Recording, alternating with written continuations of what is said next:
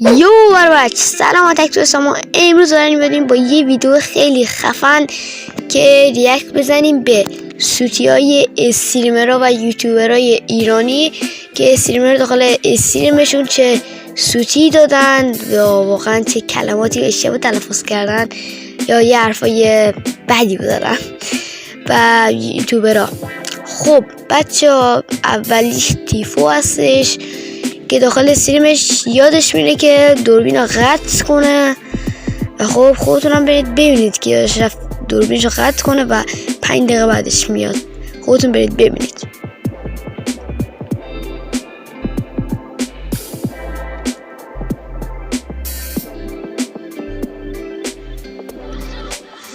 اینجا 5 دقیقه بعدش میاد داخل استریم.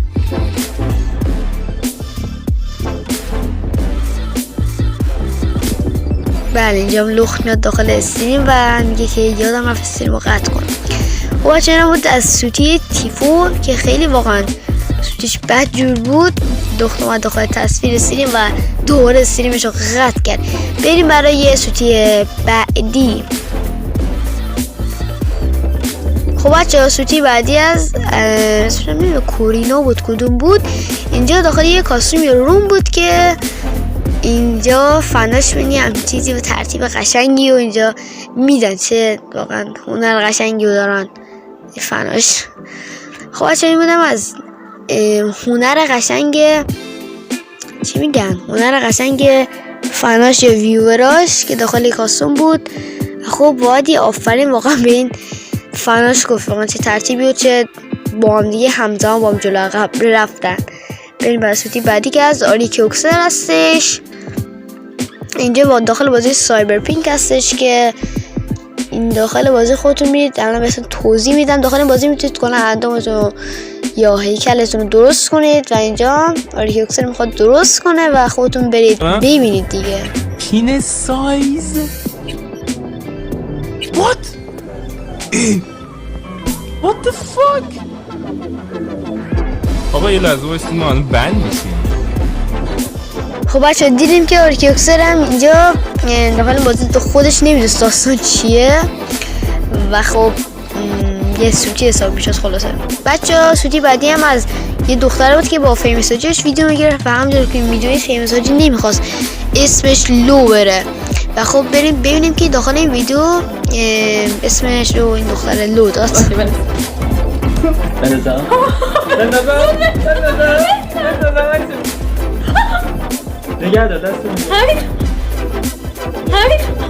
بچه دیدیم که اسم فیمساجی همین دختره اشتباهی صدا کرد.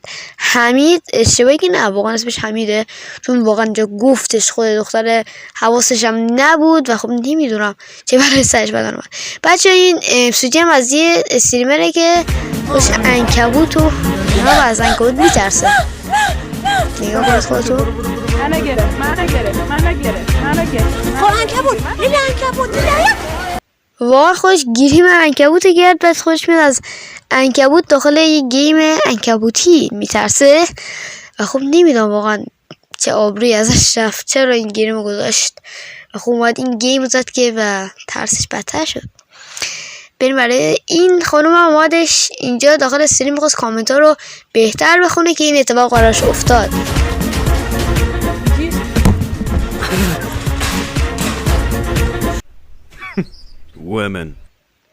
خدا بیاموزه اون صندلی دست نمود به خدا.